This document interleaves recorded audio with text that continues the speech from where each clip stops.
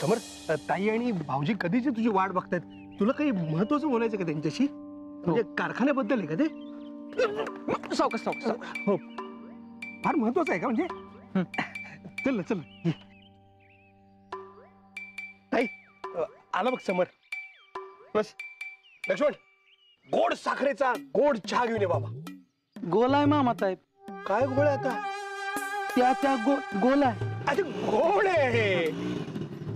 अजून एक चहा घेऊन ये गोड. जा.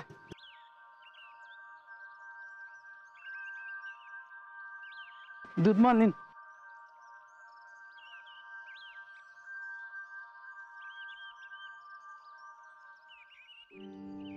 गुड मॉर्निंग ताई मॅडम.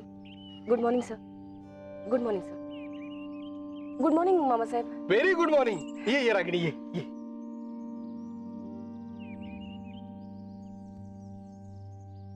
बरं झालं आलीस. समरला आमच्याशी काहीतरी महत्वाचं बोलायचं. मम्मा, मी सुमीकडून कारखान्याच्या चेअरमन पदाचा राजीनामा घ्यायचं ठरवलं. समर, अरे का? हो म्हणजे सुमनला वाईट वाटेल ना. मम्मा, एकतर सुमीला राजकारणातलं काही कळत नाही आणि तिला ते जमतही नाही. त्यामुळे तिच्याकडून चेअरमन पदाचा राजीनामा घेऊयात आपण. अरे पण नीट विचार केलास ना तू? डॅडी, आणि माझा निर्णय झालाय. पूर्ण विचार करूनच माझा निर्णय घेतलाय. मग तू परत कारखाना सांभाळणार? नाही, असं कसं? समरनी आत्ताशी कुठे राज्याच्या राजकारणात पाऊल ठेवलंय. आता परत कारखान्यात द्यायचं म्हणजे पाऊल मागं घेतल्यासारखं होईल ना. रागिणी, तुला काय वाटतं? बरोबर आहे मामा साहेब तुमचं. एकदा पुढे टाकलेलं पाऊल मागे घेणं बरोबर नाही. सुमी नाही तर कारखाना कोण सांभाळणार? तर मी तर राजकीय संन्यास घेतलाय आणि अनुराधाला तर कुठलं पद नको आहे. मामा साहेब नाही, म्हणजे ते घरातलेच आहेत, विश्वासू आहेत आणि अनुभवी सुद्धा. पण नरसूला कारखान्याचा काही अनुभव नाहीये. समर सरांना तरी कुठे होता? ते शिकलेच की हळूहळू. मामा साहेब सुद्धा शिकतील की हळूहळू. हा, म्हणजे मी पण शिकीन ना, माझी तयारी आहे. आणि मला माझ्या कामातून जसा तसा वेळ मिळेल तशी मी त्यांना मदत करत राहीन की. म्हणजे मामा साहेबांना काही अडचण होऊ देणार नाही. बाहेरच्या कुणावर तरी विश्वास ठेवण्यापेक्षा घरातली व्यक्ती कधीही चांगली, नाही का? करेक्ट आहे ताई. शिंदेनी कारखान्याची किती वाट लावली होती, आठवते ना तुला? समर, तुला काय वाटतं नरसू बद्दल? ठीक आहे, मला काहीच प्रॉब्लेम नाही. ठीक आहे, मग नरसू होईल चेअरमन. ताई, तुझी इच्छा ती माझी इच्छा. अगं, आपल्या सगळ्यांच्या भल्यासाठी मी व्हायला खरंच तयार आहे ताई, खरंच तयार आहे. ठीक आहे, मग मी सांगतो सुमीला तसं.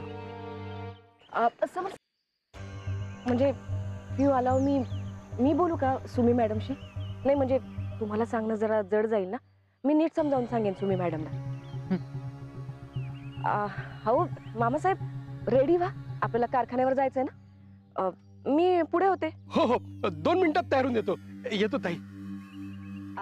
येते मी.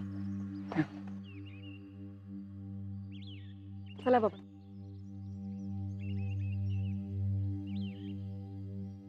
समर, मी कारखान्याच्या सगळ्या संचालकांना सांगून टाकते सुमनला चेअरमन पद नकोय ते.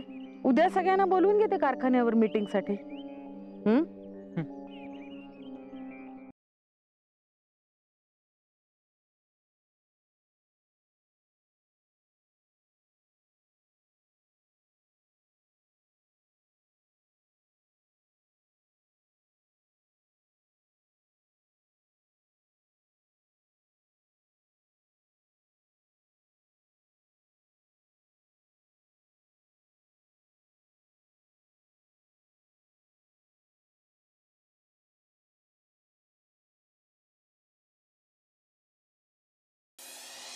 काय मेंटल झालंय का? काय मिरजेत भरती करायचंय का? चालू, आता मिरजेत नाही, मी खुर्चीत भरती होणार आहे.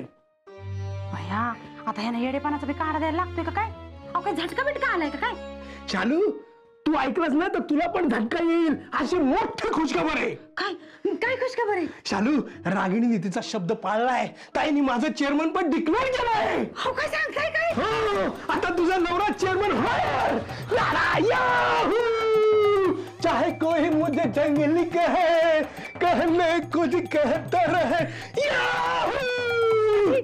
म्हणजे माझी पॅरिसची ट्रिप डन. डन आणि महाबळेश्वरचा बंगला डन डन डन आणि माझ्या दागिन्याने साड्याने भरलेली खोली. डन डन डन अगं डन. बाई, माझा कर्तव्य नवरा ग बाई. जाधव साहेब, श्रीमंती संकट रोग बी माणसाकडे येतात. हे सगळं तसंच झालंय बघा. हे चेअरमन पद माझ्याकडे आलं आणि येताना सगळ्या भानगडी घेऊन आलं. असं काही नाही सुमी, जरा काही गोष्टी झाल्या तिकडे तिकडे. जरा नाही जाधव साहेब, अहो माझ्या नवऱ्यानं बोलणं टाकलंय माझ्या संकट. कुठनं मला दुर्बुद्धी सुचली आणि ह्या चेअरमन पदाला होय म्हणले असं झालंय बघा.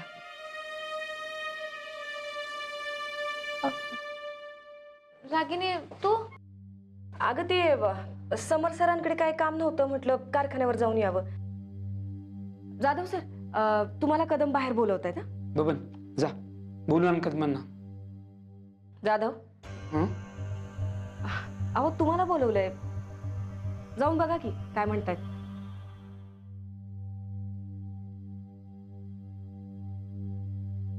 होय रागिनी मॅडम, ते समर साहेब म्हणत होतं ते खरं आहे. वय बबनराव, जाधव सरांचं बाहेरचं काम झालं ना की त्यांना लगेच आत पाठवा. रागिनी अगं काय झालं? सगळ्यांनी बाहेर का घालवायला लागल्यास?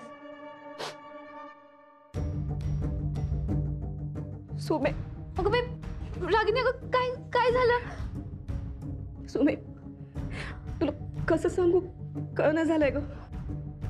पण सरांनी माझ्यावर जी जबाबदारी टाकली तिथं आता मला पार पाडावीच लागणार आहे ना. कसली जबाबदारी? तू आधी बस आधी बस म्हणते ना. शांतपणे ऐक मी काय म्हणते ते.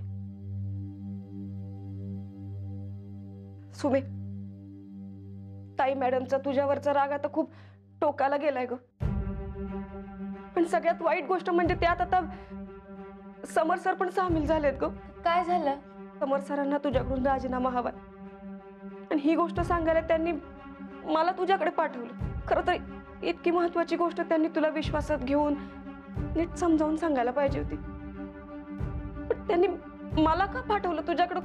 अगं ते पायलटला कमीपणाचं वाटलं असेल. तसं बी रागिनी मला नकच आहे हे दुखणं. ह्या चेअरमन पदामुळं माझ्यात आणि पायलटच्यात कधी नव्हते ते खटकं उडल्यात.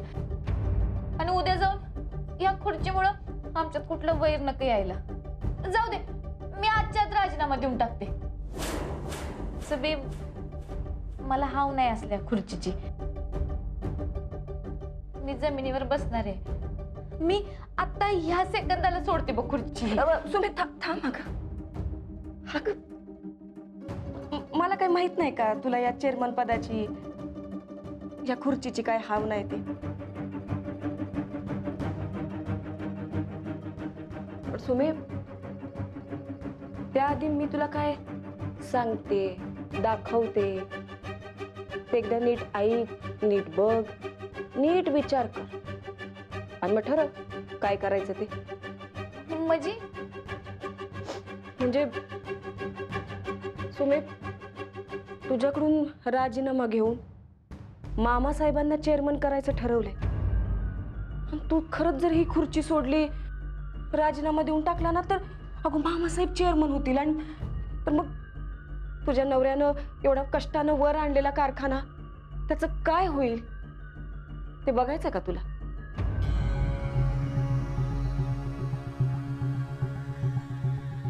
तिकडं जे ते 3,500 टन जे बग्याच आहे ते आपल्या ट्रकमध्ये भर. हा, आणि त्या गाड्या पाठवा आजच्याच.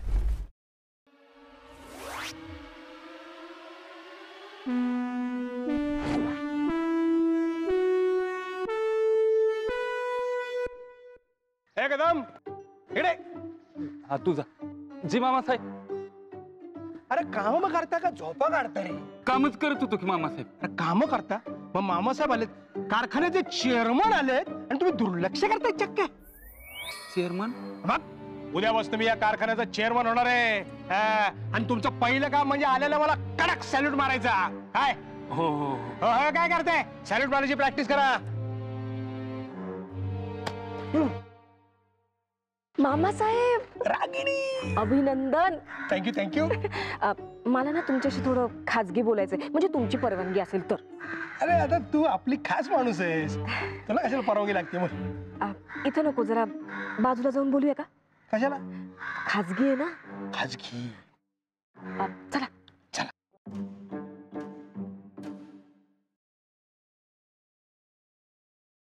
हा, इथं कोणी नाही.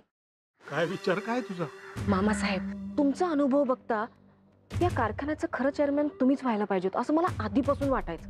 आणि बघा आज तुम्ही झालात सुद्धा. किती खुश आहात तुम्ही. पण मामासाहेब, कारखान्याचं काम म्हणजे खूप टेन्शनचं काम, हे माहीत असूनही तुम्ही एवढे खुश कसे काय हो? तुला म्हणून सांगतो, कुणाला सांगू नकोस बर का. अगं आता इतक्या वर्ष मी ताईकडे आहे, किती वर्ष तिची गुलामी करू, किती वर्ष तिचा आश्रित म्हणून राहू. म्हटलं आता कारखान्याचं चेअरमन व्हावं आणि हात साफ करावा. अहो पण अशाने कारखाना डबऱ्यात जाईल ना. नाही ते मारते, मला काय करायचंय. आणि शालू ग मामी साहेब, तिने जीव खाल्लाय माझा. तिचं स्वप्न मला पूर्ण करावंच लागणार आहे. म्हणजे असं मस्त पहिल्या टेंडर मध्ये हात मारणार, मग तिला पॅरिसच्या ट्रिपला घेऊन जाणार. अहो पण समर सरांनी किती मेहनतीने वर आणलाय हा कारखाना. अहो त्यांच्या इमेजचं काय? मला काय करायचंय. सध्या फक्त मला माझं आणि शालूचं स्वप्न पूर्ण करणं एवढंच ध्येय. तुलाच काही कमिशन पाहिजे असेल तर सांग, देऊन टाक. छे मामासाहेब तुमच्याकडून. आणि तसंही मला माझी नोकरी बास. तू नाही, ते सुमी सारखीच आहेस, खानावळवाली सारखी. माणसाची स्वप्न कशी मोठी पाहिजेत. खरंय मामासाहेब, तुमचं स्वप्न तुमची वाट बघतंय. चेअरमन पदाची खुर्ची बघा जाऊन. येस. वन्स अगेन अभिनंदन. वन्स अगेन धन्यवाद.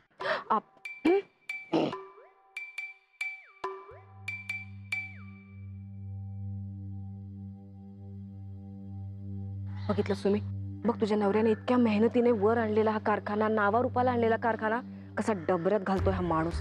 मामासाहेब तर त्या शिंदेपेक्षा बी वाईट निघालं. ज्यात आहेत खाल्लं तिथंच शेत करतात. सुमे, समर सरांची मेहनत पाण्यात जाऊ नये असं जर का तुला वाटत असेल ना, तर तू राजीनामा देऊ नकोस. अगं सरांची इमेज खराब करणार आहेस का तू? असं कसं? असं ऊन नाही चालणार. मग सांग सर, मी राजीनामा देणार नाही. नाहीच देणार. आता तर माझ्याकडे कारण बी आहे. मामासाहेबांबद्दल कुठं काहीही बोलायचं नाही. ताई मॅडम माहिती आहेत ना, उगाच तमाशा करते, माझ्या भावावर उगाच आरोप करते असं म्हणतील. आणि तसं पण आपल्याकडे मामासाहेबांचा कुठला पुरावा नाहीये ना, ते आता काय काय बोलले याचा. तू फक्त राजीनामा देऊ नकोस. पुढं काय करायचं ते बघू आपण. पण आत्ता या चेअरमनच्या खुर्चीवर या माणसाला बसू द्यायचं नाही, हे महत्वाचं. बरोबर आहे तुझं. मी राजीनामा देणार नाही म्हणजे नाही.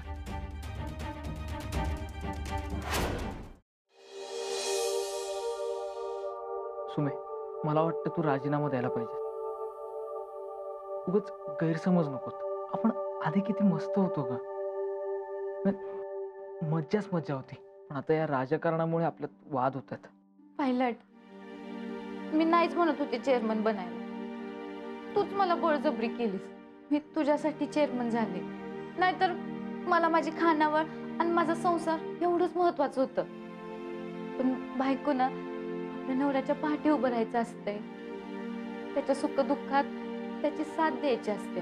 मग मी माझं बायकोचं कर्तव्य करतात, ह्यात माझं काय चुकलं? चूक बरोबर जाऊ दे, पण आपल्या नात्यात या अशा गोष्टींमुळे गैरसमज नको.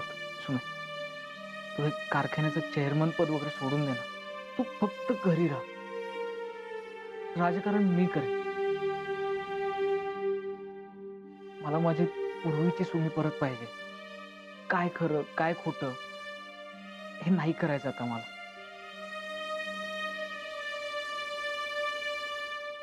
कारण माझ्यासाठी तू महत्वाची आहेस. फक्त राजीनामा दे ना. पायलट, तू मला चेअरमन बन म्हणलास म्हणून तुझ्यासाठी मी चेअरमन झाले.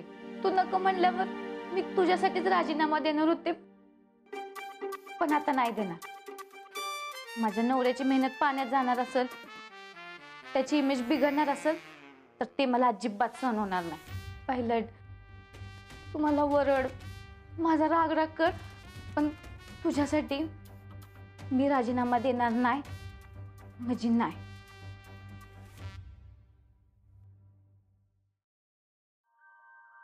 रागिनी यो तुझा डबा. बबन यो तुझा. आणि यो तुझ्या बहिणीचा. बहिणीचा हो. सुरेश, तुझी कोण नाही वैरती, तू दे किती डबा. ही बघ, देणार असला तर दी, नाही तर राहू दे उपाशी. आता त्या कुठे चालला तुम्ही?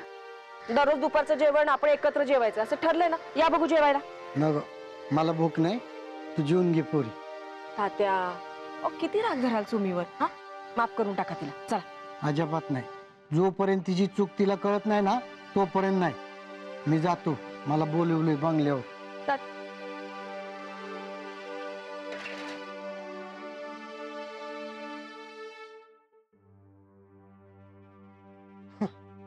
तुम्ही जेवून घ्या, तुम्ही घ्या, जेवून घ्या. नाही, आता माझ्या घशाखाली एक घास सुद्धा उतरणार नाही. बबनराव, हे माझ्याच बाबतीत का घडतं नेहमी? अहो, तुमच्या बाबतीत कुठं काय घडलंय तेव्हा ती? आता बघा ना, दररोज तात्या माझ्या बरोबर जेवायचं किती भारी वाटायचं. मला वाटलं बापाचं प्रेम मिळालं, पण नाही. रागिनी मॅडम, तुम्ही अजिबात काळजी करू नका. 2-4 दिवसात एक नाही सगळं नीट होत आहे. तुम्ही अजिबात काळजी करू नका प्लीज. बबनराव, काळजीचा प्रश्न नाही हो. मला आता भीती वाटू लागली. भीती? कसली भीती हो? मी आतापर्यंत कुणाला सांगितलं नाही, पण आज तुम्हाला माझं खरं खरं सिक्रेट सांगणार आहे. सिक्रेट? काय हो? बबनराव, तुमची आणि माझी स्टोरी एकदम एकदम डिक्टो, सेम टू सेम आहे बघा. तुम्हाला तुमचे आई वडील मारायचे आणि मला माझे काका आई वडील गेल्यानंतर माझ्या चुलता चुलतीने माझा सांभाळ केला. सांभाळ कसला हो? गुलाम बनवून जनावरासारखं राब राब राबून घ्यायचे. 2-2 दिवस जेवायला नाही मिळायचं.